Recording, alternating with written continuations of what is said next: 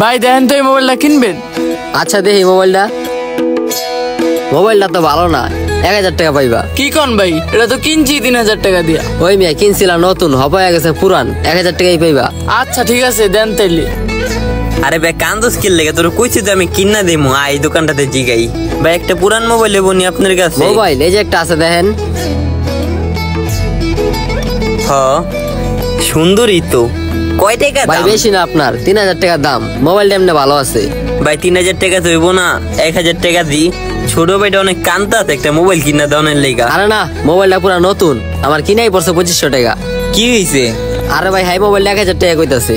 ভাই হ্যাঁ 3000 টাকা কইতাছে, আমি 3000 টাকা কই পামু? ছোট ভাইটা শখ করছে, 1000 টাকা দিয়া দেন না মোবাইলটা। মোবাইলটা কিনা পড়ছে তোমার কয় টাকা? ভাই 1000 টাকা। আচ্ছা 1000 টাকাই দিয়া দাও। আচ্ছা ভাই 1000 টাকাই দেন। ভাই এই যে ভাই নেন।